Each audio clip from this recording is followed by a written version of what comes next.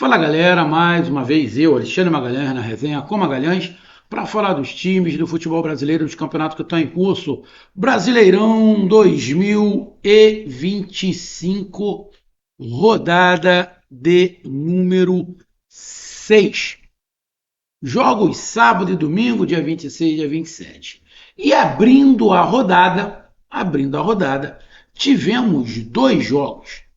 O Mirassol empatou com o Atlético Mineiro em casa por 2-2. O Mirassol abriu o placar, o Atlético Mineiro empatou, o Atlético Mineiro virou e no finalzinho o Mirassol consegue o empate. Apesar do empate, o Mirassol está bem no Campeonato Brasileiro. E o Atlético Mineiro, na minha opinião, continua mal. Nesse momento, o Mirassol briga por um campeonato, o Atlético Mineiro briga outro. É só olhar a tabela. E o outro jogo foi entre Ceará e São Paulo. Ceará e São Paulo. O São Paulo tentando aí desesperadamente ganhar mais, né? Porque vem aí de trocentos mil empates. Ainda não perdeu, mas só tem uma vitória. 6 rodadas. Só uma vitória. Não perdeu. Tu pode olhar para o copo meio cheio ou meio vazio. E o Ceará, que retorna à Série A e tem um início de campeonato bem satisfatório, bem interessante. O tanto que o Vozão está na frente na tabela do São Paulo. Se enfrentaram o mando de campo do Ceará e deu empate, 1-1. Mais um empate para o São Paulo. É o quinto empate do São Paulo. O São Paulo empatou 5 vezes e venceu uma vez. Então, cara, a gente vai falar sobre esse empate, onde deixa o Ceará na frente do São Paulo, continua na frente do São Paulo, mas a gente vai ver aqui a classificação, quais são as posições aí que o Ceará pode perder ao término da rodada, tanto Ceará quanto São Paulo.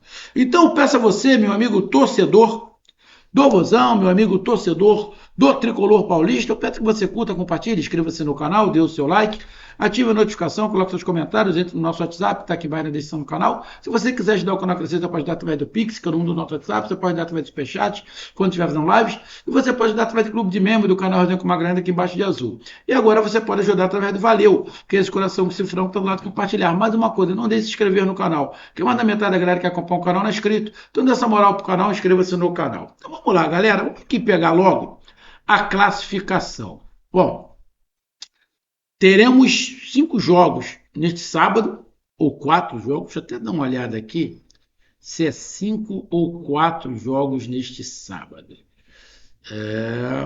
Não, não, são 5 jogos. E quem abriu a rodada não foi Mirassol Atlético Mineiro, desculpa. Quem abriu a rodada foi Internacional e Juventude. Quem jogou no mesmo horário à noite foi Mirassol Atlético Mineiro, Ceará e São Paulo. Mas quem abriu a rodada foi Internacional e Juventude. E o Internacional venceu a Juventude por 3-1 em casa. Se recuperando aí de um resultado bem esquisito que teve pela Libertadores. E no final desse sábado tem Sport e Fortaleza e o Clássico Carioca aqui no Rio de Janeiro, Botafogo e Fluminense. Então vamos aqui para a classificação. O Ceará está na 6ª colocação, tá? Com 8 pontos. O Internacional ganhou, chegou a 9, né? A gente tem o Palmeiras na primeira colocação, o Flamengo na segunda, o Fluminense.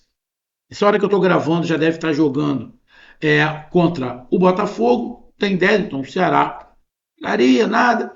Vamos ver do Ceará para baixo. Quem é que está atrás do Ceará? É o São Paulo, que é o 7º colocado. São Paulo não passa. O Ceará caindo, obviamente, São Paulo também cai. O Corinthians tem 7 pontos. O Corinthians pode passar. O Corinthians joga contra o Flamengo, tá? Se o Corinthians empatar, o Corinthians fica com 8 pontos. E aí vai para o saldo de gols. No saldo de gols, o Ceará ganha. Então, o Corinthians só passa o Ceará e o só passa o Ceará e o São Paulo se ganhar. O Cruzeiro tem 7 pontos também. Só passa se ganhar. O Vasco tem 7 pontos. Eu acho que joga Cruzeiro e Vasco. Tá? Se empatar Cruzeiro e Vasco, os dois chegam a 8 pontos. E aí vai para o saldo de gols. O Juventude já não passa mais. O Mirassol não passa mais. Fortaleza está jogando contra o Sport.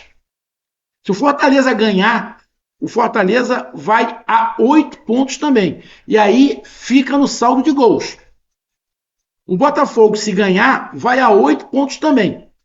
Aí fica ali pro saldo de gols. Ou seja, a gente pode ter dois, três, 4 times. A gente pode ter 4 times chegando a 8 pontos e aí vai pro saldo de gols. Tá? Porque se o Corinthians ganhar, passa. Se empatar, não passa, mas se ganhar, passa. Cruzeiro ou Vasco, se empatar, não vão passar, mas se tiver um vitorioso, passa. Fortaleza, se ganhar, passa. O Botafogo, se ganhar, passa. Ou seja, 4 times podem passar Ceará e São Paulo. Se os 4 passarem, o Ceará vai cair da sexta para 10ª. E o São Paulo para 11ª. Tá? Mas isso se acontecer. Mas eu acredito, tá, que dessa posição que o Ceará está, de sexto colocado, se o Ceará cair, vai cair para 8º. Não acho que esses resultados todos vão acontecer. Terem as 4 vitórias do Ceará cair para a 10ª colocação. Não acredito. Acredito que possa ter 2. E aí cair ali para a 8ª colocação e o São Paulo cair para a 9ª colocação. Teremos na próxima rodada, na 7ª rodada, o Ceará jogando contra o Vitória em casa, clássico nordestino, Ceará e Vitória. E teremos o São Paulo jogando em casa contra o Fortaleza. Então, na próxima rodada, sexta-feira, dia 2, tá? Vai ser ponto facultativo em muito lugar, quinta-feira é feriado, sexta-feira, dia 2. São Paulo e Fortaleza, e no sábado, dia 3, Ceará e Vitória. Vamos aqui para o jogo. O jogo foi bom? Não. Não achei o jogo bom. O jogo foi disputado? Sim. O jogo foi muito transpirado, mas pouco jogado. Poderia ter sido melhor jogado? Sim. Tinha condições de ser melhor jogado. Os dois times jogaram mal, os dois times jogaram bem. Eu achei que os dois times foram protocolar. Tá? Não vi nenhuma supremacia muito grande de um sobre o outro. Mas o que me irritou, na verdade, foi principalmente no primeiro tempo. Depois que o Ceará faz o gol logo com 3 minutos, né? Uma bola jogada, ele toca por cima do goleiro, ele entra na frente do zagueiro de São Paulo, na corrida, toca por cima do goleiro, faz 1-0 com 3, 4 minutos. E a partir daí, o Ceará, quase que o primeiro tempo inteiro, joga com o resultado debaixo do braço. Tem um ou outro contra-ataque, aí o São Paulo vai para cima, o São Paulo começa a ter domínio territorial, mas o São Paulo não tem filtração. O São Paulo tem dificuldade de criar para fazer gol.